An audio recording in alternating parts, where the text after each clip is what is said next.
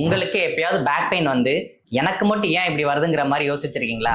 அப்போ அப்படி யோசிக்கிறத ஸ்டாப் பண்ணுங்க. ட்ரூத் ஆஃப் பேக் பெயின்ல episode 1. I am doctor Gokulraj from posture care physiotherapy clinic. இப்போ ரீசன்ட் ரிசர்ச்ல என்ன சொல்றாங்கன்னு தெரியுமா? சுமார் 80% மக்கள் அவங்க லைஃப்ல ஒரு டைமாவது பேக் பெயினை எக்ஸ்பீரியன்ஸ் பண்ணியிருப்பாங்க. இப்போ நம்ம பேசிட்டு இருக்கிற இந்த டயத்துல கூட 7% மக்கள் பேக் பெயினால சஃபர் ஆயிட்டு இருக்காங்க. ஸோ பேக் பெயின் அப்படிங்கிறது ரொம்ப சீரியஸ் ப்ராப்ளம்லாம் கிடையாது, அது நார்மல் தான்.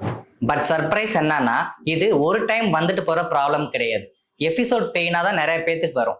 பெயின் வரும், சரியாகும், திரும்ப வரும், திரும்ப சரியாகும். இந்த மாதிரி 70% மக்கள் எபிசோட் பெயினால சஃபர் ஆகுறாங்க. மோஸ்ட் எபிசோட் பொதுவா 2ல இருந்து 6 வாரத்துல சரியாயிரும். சில எபிசோட் ஒரு வாரத்திலே சரியாயிடும். ஸோ பேக் பெயினை நினைச்சு நீங்க ரொம்ப பயப்பட வேண்டாம். அடுத்தடுத்த எபிசோட்ல பேக் பெயின் எதனால வருது, உடனே நமக்கு எம்ஆர்ஐ தேவையா, எப்ப நம்ம சர்ஜரி பண்ணணும், இந்த மாதிரி இருக்கிற உங்க கேள்விக்கு எல்லாமே நான் ஆன்சர் பண்ண போறேன். ஸோ இந்த வீடியோ உங்களுக்கு பிடிச்சிருந்துச்சுன்னா லைக் பண்ணிட்டு பேக் பெயினால சஃபர் ஆகிற உங்க ஃப்ரெண்ட்ஸ் அண்ட் ஃபேமிலிக்கு இதை ஷேர் பண்ணுங்க. அடுத்தடுத்த எபிசோட மிஸ் பண்ணாம பாக்குறதுக்கு நம்ம பேஜை ஒரு ஃபாலோ பண்ணிக்கோங்க.